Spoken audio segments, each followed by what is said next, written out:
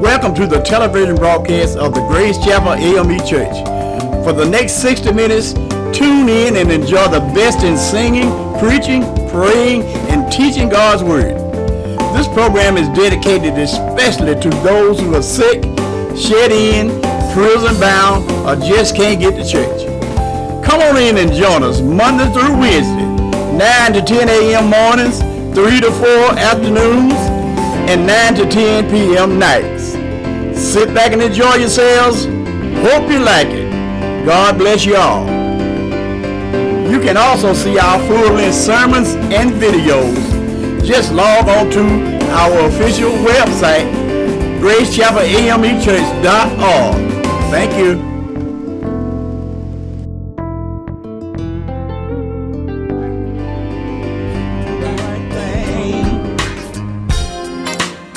Welcome to the outreach ministry of the Grace Chapel AME Church, located at 1575 Alcova Road, off Highway 11 at Interstate 20, where the Rev. C.F.Stembridge Sr. is pastor. Now, let's go in and meet the pastor.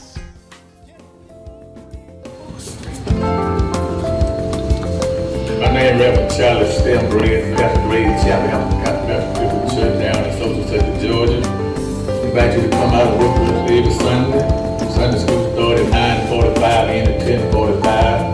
Our devotion service started at 10:45 to 11 o'clock. Morning service started at 11 o'clock. We invite each one of you to come out, be with us, work with us every Sunday here at Grace Chapel. We down there having a good time trying to spread God's word and tell the news. Every now and then you'll hear my voice, you'll sometimes hear other ministers preach, other pastors. We come here to serve God, praise Him, have a good time every Sunday. We give Him our best. So we thank you, invite you to come out and be with us every Sunday, starting at 11 o'clock. God bless you.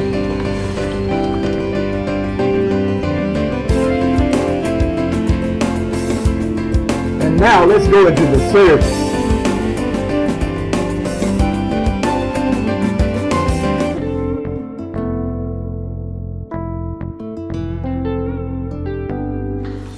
Joy and peace. Joy. Doxology.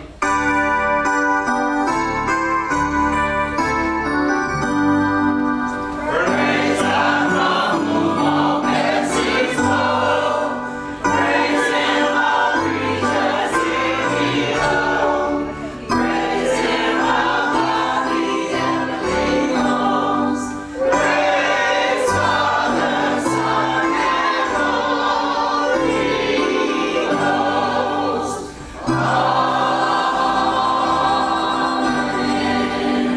At this time, we will have the invitation by Reverend Chapman. Morning. You're worshiping with champions of Jesus Christ.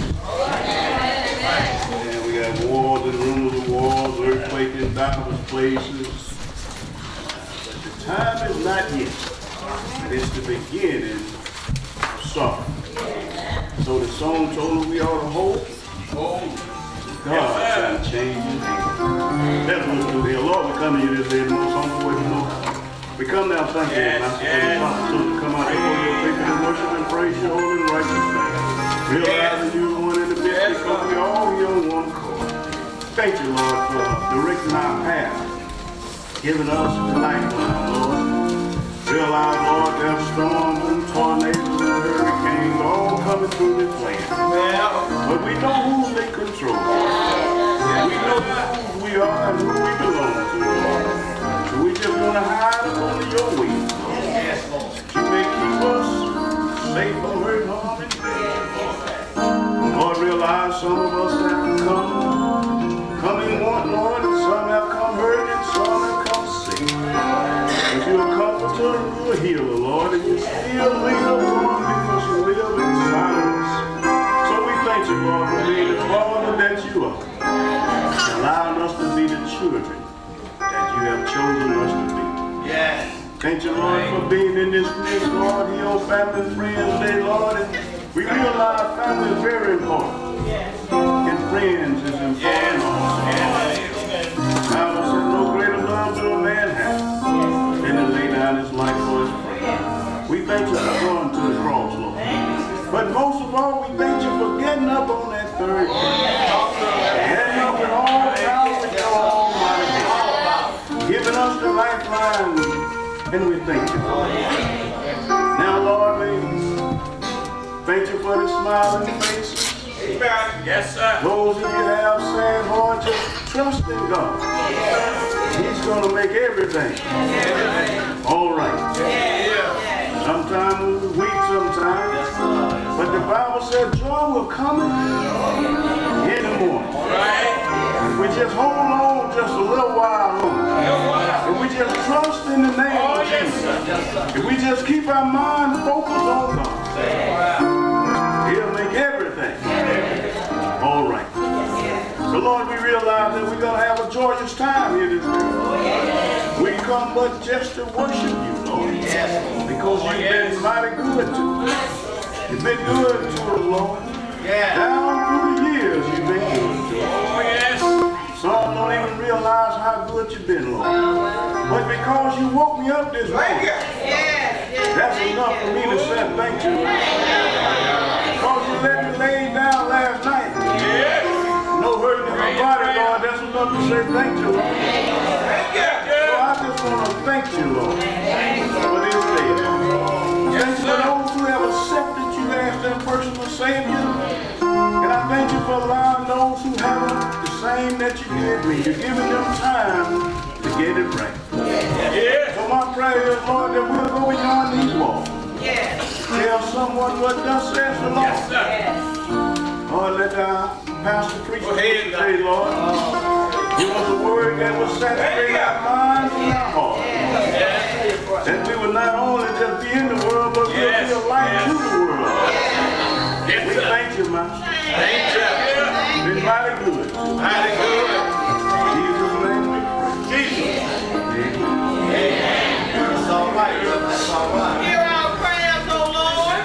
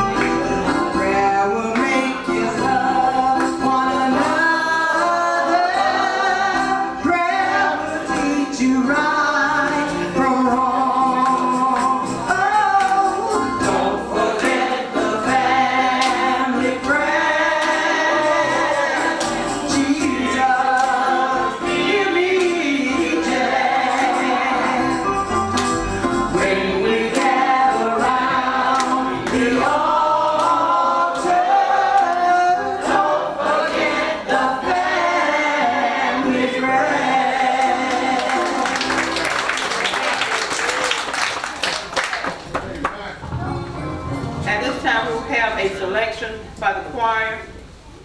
And after the selection, we will hear from our very own Rev.Stembridge Sr.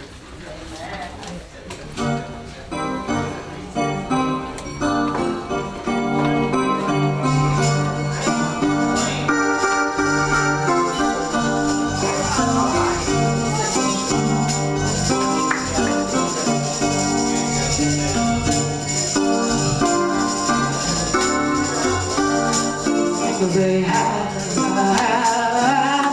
no, I've been changed. Say no, I've been changed. Say no, I've been changed. For the angels in heaven sign my name. I'm gonna say that real. Say no, I've been changed. Say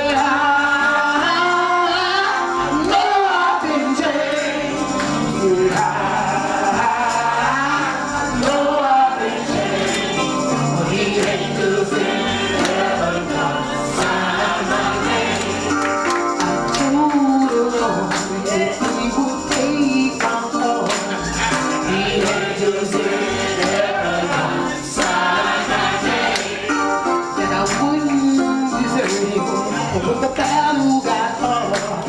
Oh, the angels in heaven come sign my name. Oh, Lord, say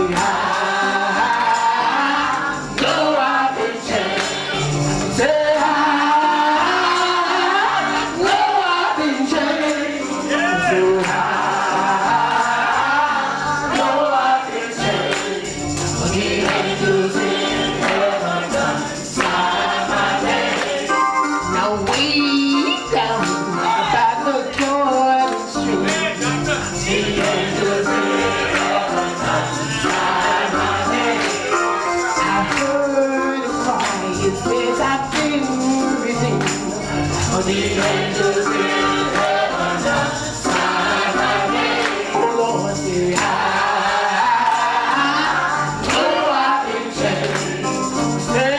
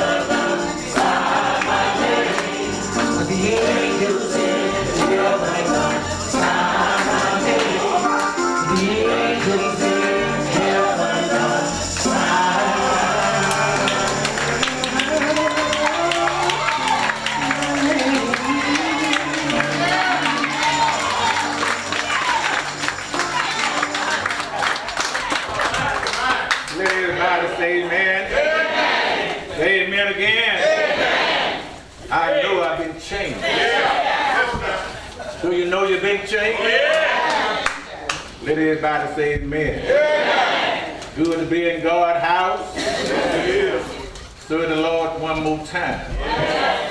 Good to look at smiling faces. Yeah. Oh, one more time. All right.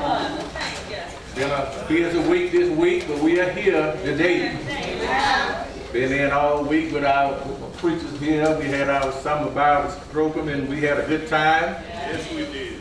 Went to a funeral with Brother Clark and met his sisters out there, and I enjoyed the funeral. Somebody going away, but it was a beautiful funeral. Y'all did a wonderful job, and your brother been on my mind.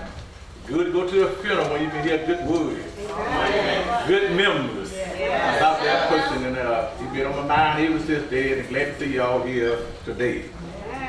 Riding down the road today, I said I better have a word for the Lord. We talked about the Mount Beside and Ella might come in.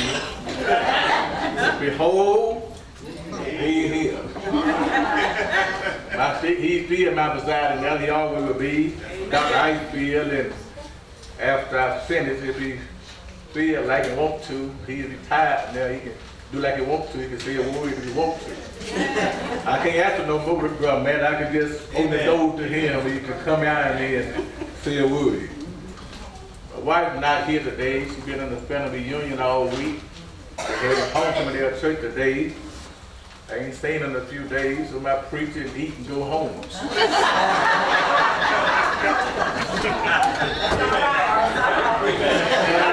I did the prayer preach.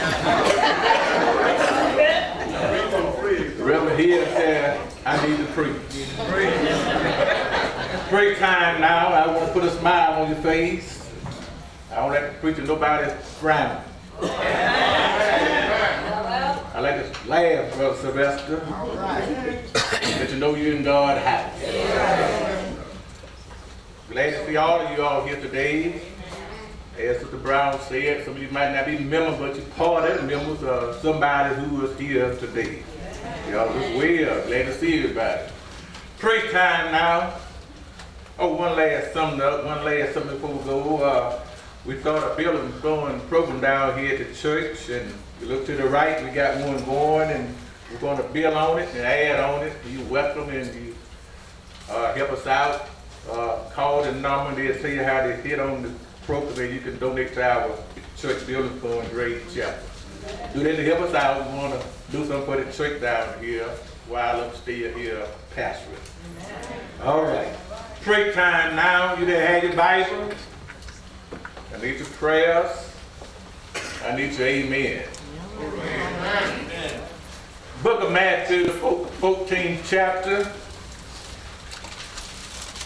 Book of Matthew, the 14th chapter, you'll find our message. Matthew, easy to find. First book in the New Testament. Matthew, the 14th chapter, starting at the 37th verse, you'll find these readings. Matthew, the 14th chapter, starting at the 32nd verse. And when they were come into the ship, the wind ceased. Then they that were in the ship came and worshipped him, saying, of a truth thou art the Son of God. 32nd verse, part of the 33rd verse, you'll find our message. When they were come into the ship, the wind ceased. Then they that were in the ship came and worshiped him. Yes. Want to talk for a little while today. Get back in the ship. Get back in the ship. Subtitle here, don't leave the ship. Our song today, found in the book of Matthew, the 14th chapter. I'll take it from the 28th through the 33rd verses. When we look at our sermon today, we will find recorded in the Bible where Jesus walked it on the water. Yeah. All right. Matthew the 14th chapter in the 25th verse says, and in the 4th watch of the night, The fourth watch means between 3 and 6 o'clock early in the morning.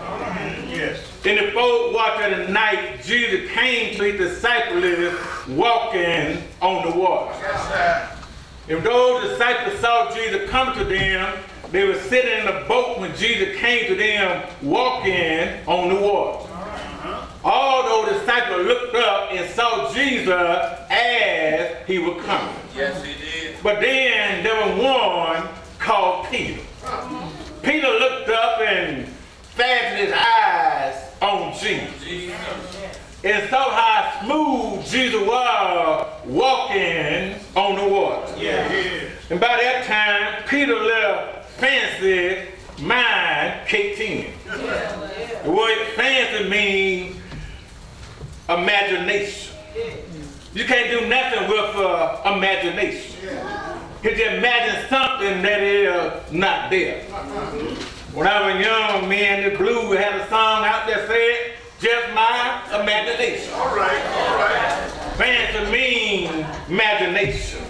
It means things supposed. They ain't happened yet, Reverend, but they say it's supposed to be there. All right. Fancy means a notion. You can't do nothing with a notion. You said a bullfrog sat on a log all day and had a notion to jump in the water. And in the afternoon, when the sun was going down, he was still on the log. Why you didn't jump in? I just had a notion. You can't move on a notion. It said that when fancy come in your mind, it makes you start thinking foolish stuff. Go what happened to Peter here in our son. Fancy got in his mind, and dramatic Peter thought he was able to walk on the water. Until he got so bold, he cried out to Jesus and said, Lord, if you bid me to come to you walking on the water. Jesus told him to come. That's right. So I want to tell you today, when you talk to Jesus, make sure you know what you're asking. Always make sure you know what you're asking Jesus. Whatever, make sure you know what you want. Amen. Don't just look what happened to Peter. Come back here and saying, Master, can I come walk with you on the water?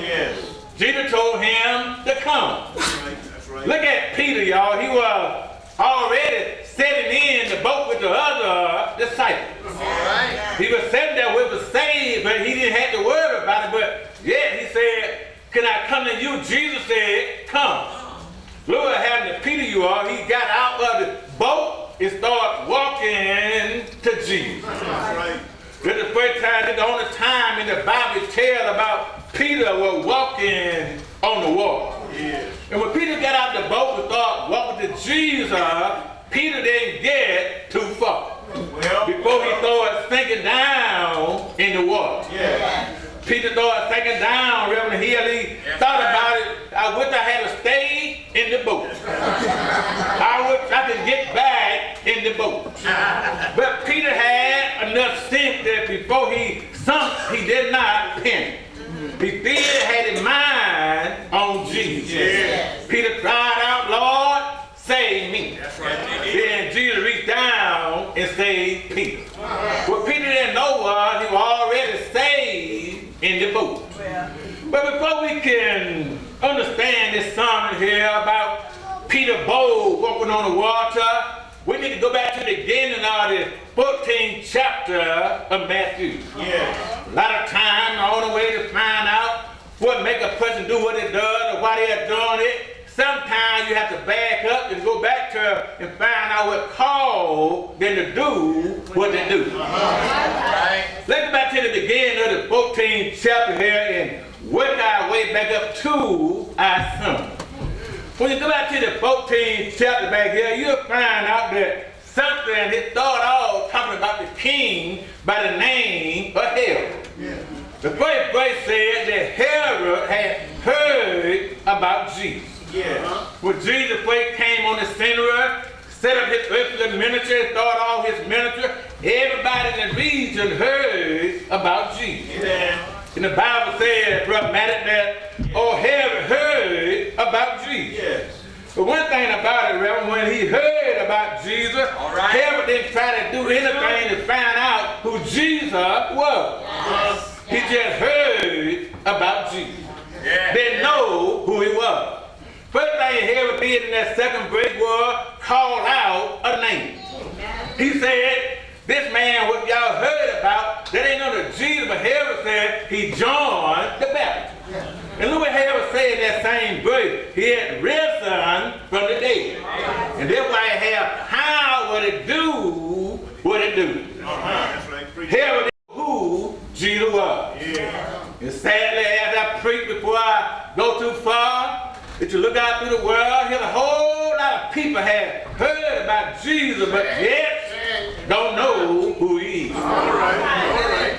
Jesus know that, y'all. You don't believe it? Go over to the Bible, wherever he had read in the 16th chapter of Matthew. Jesus knew that everybody hear about him don't know him. Bible said in the 16th chapter, he took his 12 disciples way out to a place called Caesarea Philippi.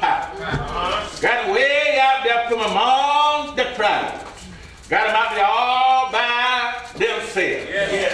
Then Jesus asked them the great question. Look how Jesus asked this question. Jesus said, you all been walking out in the crowd with all that crowd following me.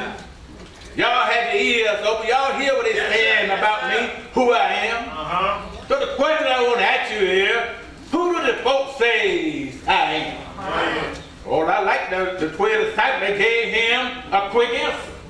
So we heard him say, you John the Baptist. Some said, you Elijah. Well, some say you Jeremiah, one of the prophets. In other words, Jesus would find out in his mind, even the people following him didn't know who he was. Then Jesus looked at them and said, well, since they don't know who I am, I got you out here all by yourself. And I hope you don't get none of y'all by yourself. You need to know who he is. He said, well, they don't know. Now, let me ask y'all a question. Who am the Son of Man? They jumped up. Peter was a spokesman. The one trying to walk on the water. Back then, he said, we know who you is.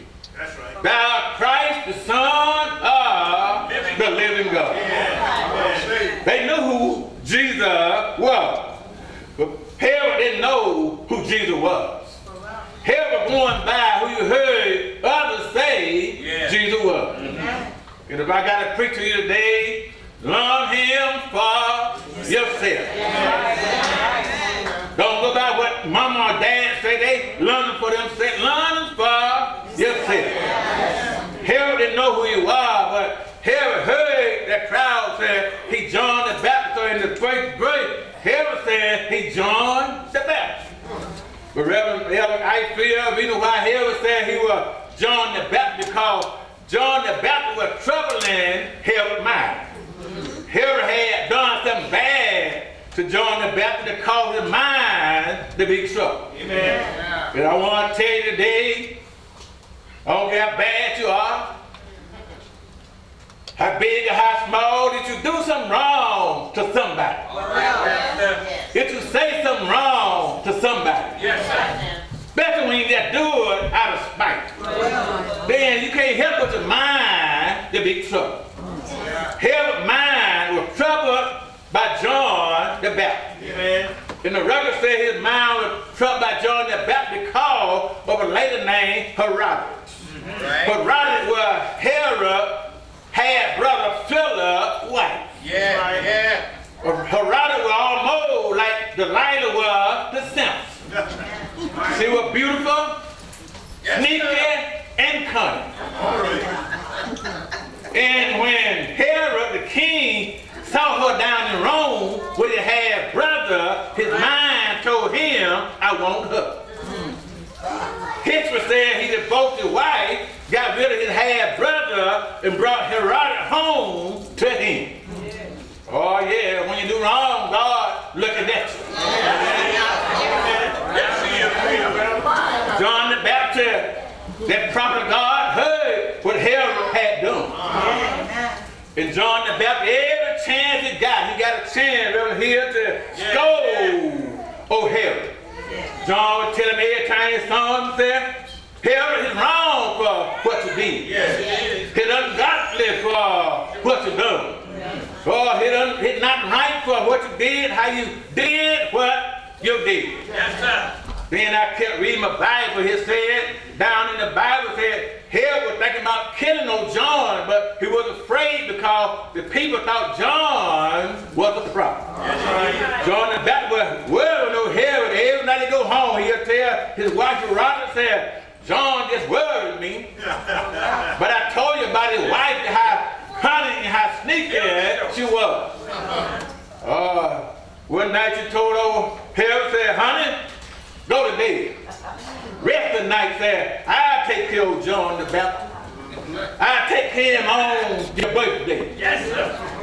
Herodias told her daughter, who she already had before she met Herod, said, on Herod's birthday, I want you to dance for him. Amen. Dance before him, before all his folks. Yeah. But now, before you dance, I want you to tell you how to dress. Dress to kill.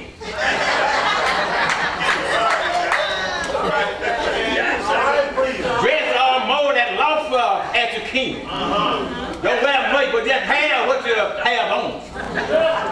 Then when you start dancing, I tell you how to dance. Dance wilder than those on that show called You Think You Can Dance. You showed up dance before him. You put on a good show. She came out there like her mama told her and danced before him. Put on a good show. He got so excited he told her, said, whatever you want, just name it. Whatever it is, all you got to do is name it. Can't you see what happened? Herodias leaned over to a door. He said, I tell you what I want. Tell Herod that I want John the Baptist head on a platter. While she was dancing, Herod hadn't got way up excited. But what you told him to want John the Baptist head, the Bible said they had one out of the balloon. So Herod come back down. He felt sad because he couldn't go back against his word. So I want to tell you today, when you want to talk about somebody, when you talk, don't get too fast and don't get too excited. Make sure you know what you're saying. After he in the cook, after he said that, Herod told somebody, well, go get John, behead him and bring his head here on the platter. He brought it down to the daughter. The daughter gave it to her mother. Then John the Baptist disciple came up, buried old John. But what Herod and Herodias didn't know was John was the cousin of Jesus. So John the Baptist disciple buried John. They went and told Jesus, man, something happened mighty bad to your cousin. They cut his head off. They killed him. We didn't bury him. Besides, we'll bring you the news. When Jesus heard that news about his cousin, Jesus got sad. Told his disciples, said, let's leave in a hurry and go to a lonely place. A place we can be all by ourselves. We ain't going to tell nobody we're leaving. We're just going to get in the ship and leave right now. But you know, when Jesus speaks, somebody always going to hear Jesus.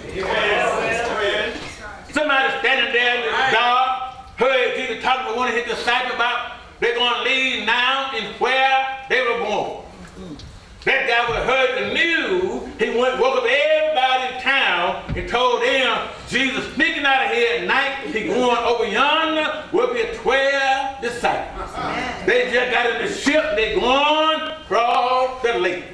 The Bible said all them folk got together and started running. They didn't get in the water. They went where Jesus was born to be. They took the shortcut, Reverend here. They went up and down here, down the ditch, jumped over the gully. They got there before Jesus. Jesus was going to a lonely place. When he got there and looked up, all them folk were there waiting on Jesus. Yes. Bible said they stayed there all day long. Eating the time, it was getting a little late. Some of them hadn't eaten because they left there while they were cooking the food, trying to catch up with Jesus. Those disciples came to him at the evening and said, Master, we know who you are. We know who you are. We want you to send all these folks home, let them go, find them something to eat. But you heard what Jesus told them. Jesus was in sorrow. Still thinking about John. Jesus got on his human side. He told them, feed them yourself. They told him, we don't have any food. Well, all right. Jesus, what do you have? They said, we got 2 fish and 5 barley loaves. Y'all heard the story how Jesus fed the 5,000, 2 fish and 5 barley loaves. When they got through feeding them, all of them were full. Yes, sir. Had 12 baskets left over. Then Jesus told the disciples, well, first time we left, we didn't do it right. We left in a hurry. I didn't get a chance to tell them goodbye. That's why they are farther way out here. But Jesus, at this time, we're going to do it this way. I want you to get in a ship. Go on to the other side without me. Go there while I'm going to send the multitude away. You know how to travel out on the water. Some of y'all were fishing. Just go to the other side, and no matter what happens, don't get out of the ship. If you run into a storm, don't get out of the ship. If you run into other folks out there in the water with their little boat yapping, don't get out of your boat. If you get mad on the boat, don't get out of the boat. You just stay there on the boat. Those 12 disciples started leaving. Jesus sent the multitude home. Then Jesus did what he was planning on doing in the first place. My Bible said Jesus went up on the mountain, be by himself and prayed. While Jesus was up there all day. Evening time, he was praying. When those disciples left there on the ship, started off on the water was calm. Yes, sir. But like that night, got out in the water, they ran into a storm. And the Bible said that storm started throwing a little ship from side to side. You know how it is in our life sometimes when a storm comes, he'll make you go from side to side. He'll make you stay up all night long. Sometimes when you run into a storm after hurry to a close, don't panic and don't worry. Main thing you need is to have Jesus on your side. As long as you got Jesus on your side, everything else will be all right. Bible said the boys were way out there mad about halfway to sea in a storm. They had gone too far to turn around. They had to keep on trying to go. They had to do like Paul said in Philippians 3:14, they had to press on. Forget about those things they're behind.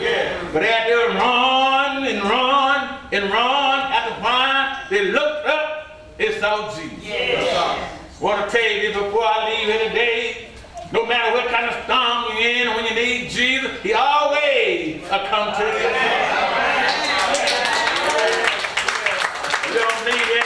Open the Bible and read it sometime. You'll find that Jesus will come to you.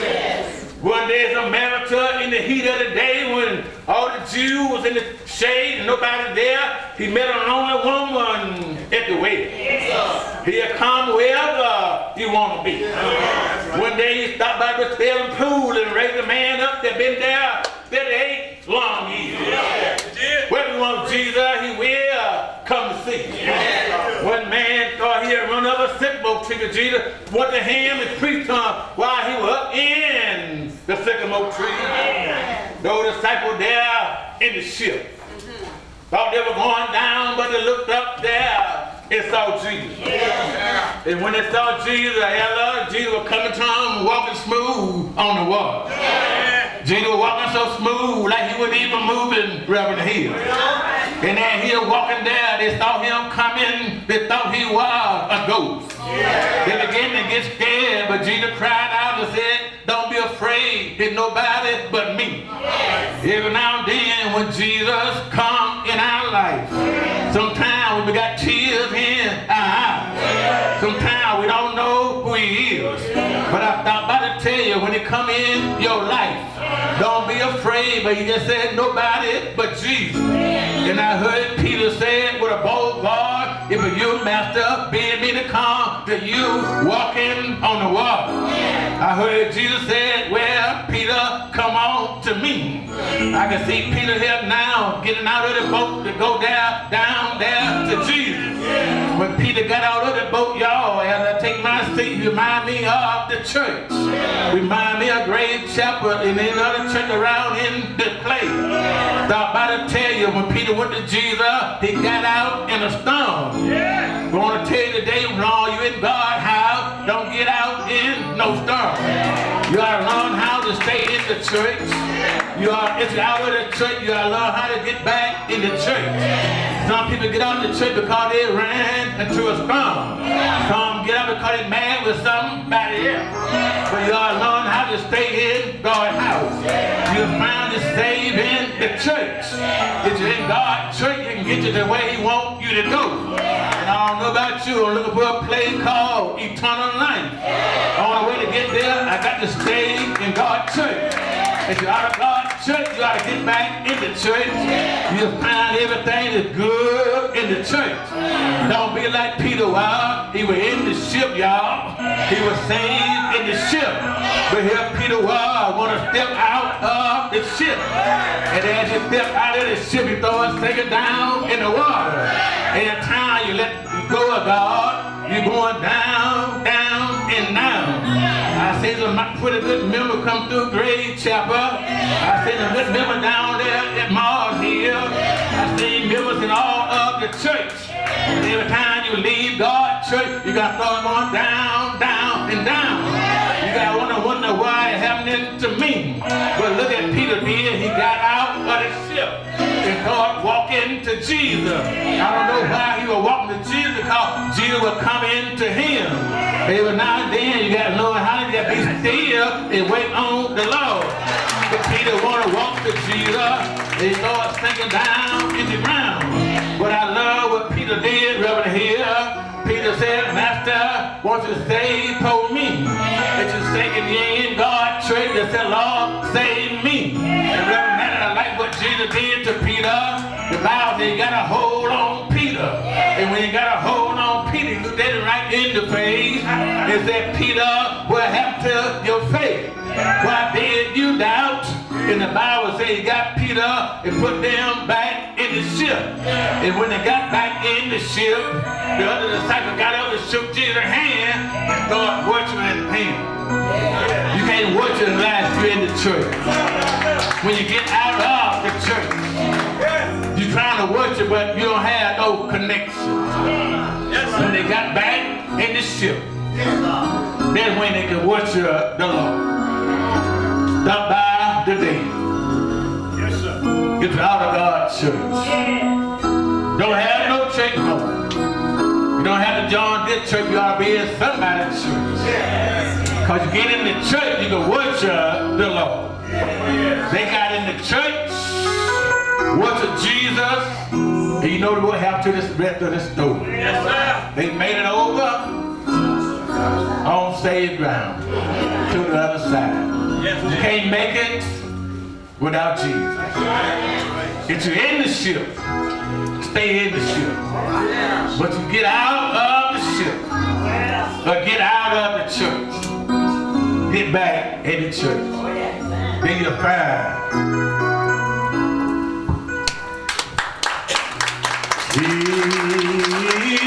He's the old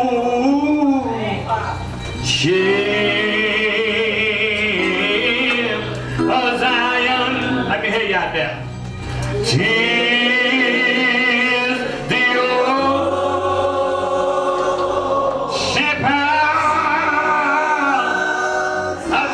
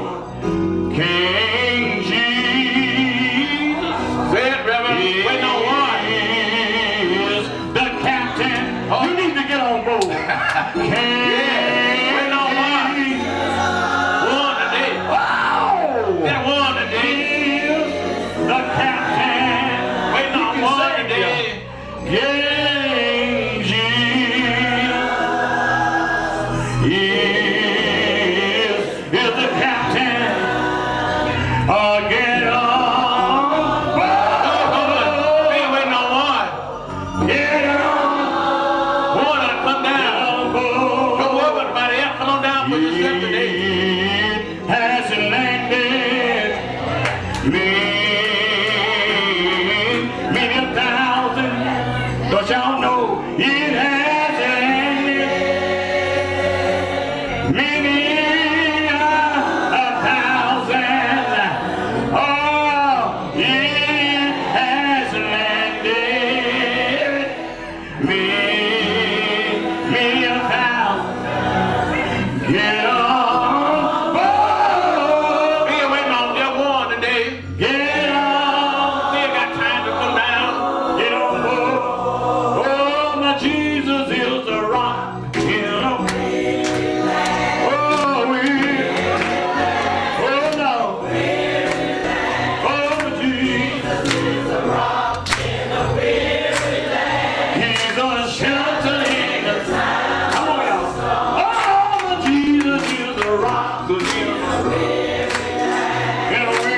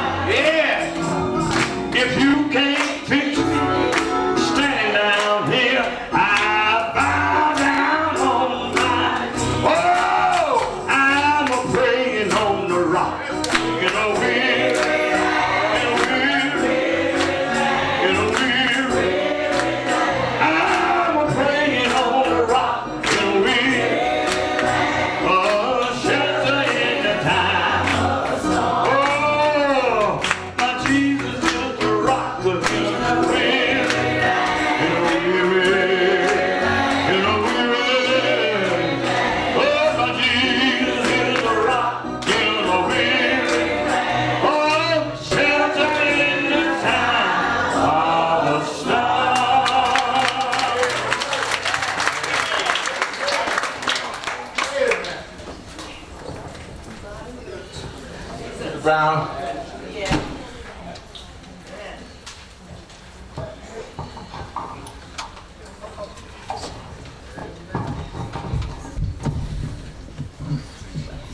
To all of you that are present here today, on behalf of the pastor and the officers and members of Grace Chapel, we are thankful that you are here with us today. We hope that you enjoy our fellowship. When we leave the sanctuary, we will go directly to the fellowship hall for dinner. We have several people that are handicapped and need assistance. So if we would allow them to go before us so that they will not be held up, they can maneuver their walkers or whatever without being bombarded. We'd appreciate if you would allow them to go forward. At this time, I would like to present to you Sister Lavonia Baker, who is the chairperson of this program. Now, her mother started this program over 40 years ago, and the purpose of it is to raise funds to help repair things that's needed for the church. To buy air conditioning. I think the first thing we bought was the air conditioner. We air conditioned the church, and windows and things that are needed for the church. This is what this money is used for. And we're so thankful that you have blessed us again this year so that we can continue to do some things here to enhance the church that will be visible to the community that we are keeping God's house in good repair. At this time, Sister Baker will give you the name of the family of the year and the total.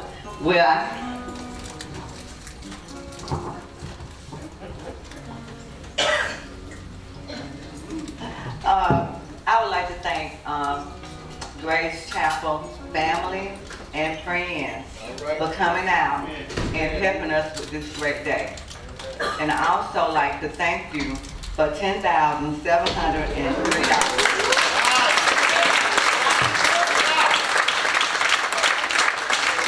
And I year is the Pitts family.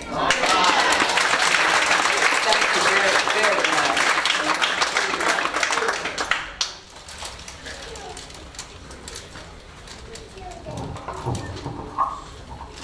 Pastor, and we'll have the final remarks.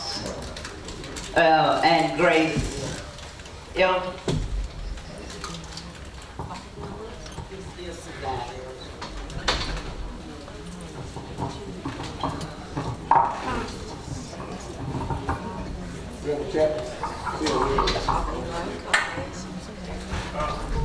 I'm blessed to be in the midst of some great people, great champions in Christ. I've really enjoyed myself. I tell the pastor this morning, I feel good. When I say that, I say it from my heart. We ought to be able to go to church and feel greater than we did before we got here. You come to the church and feel worse for you when you leave than you did when you came. Something wrong. Here at Grace Chapel ain't nothing but love.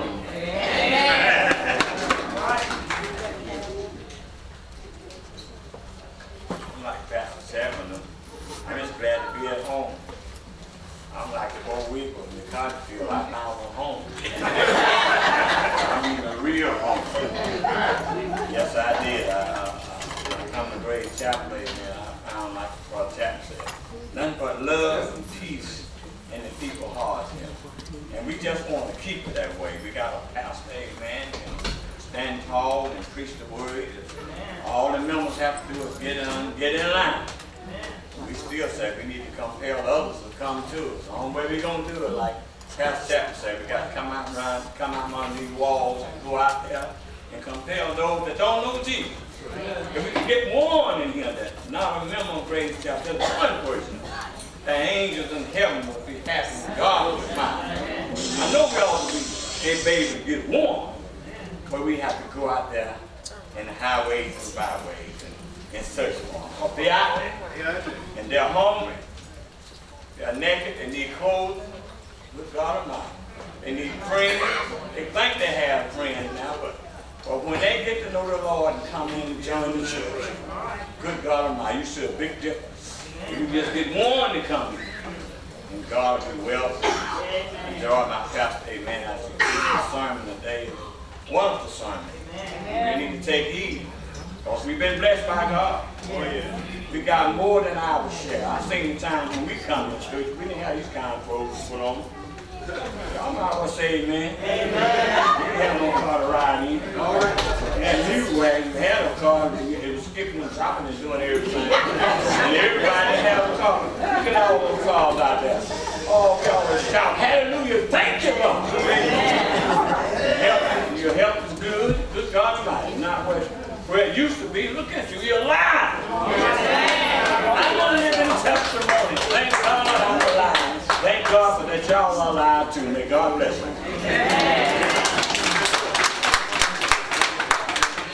We're going to let you go in just a moment.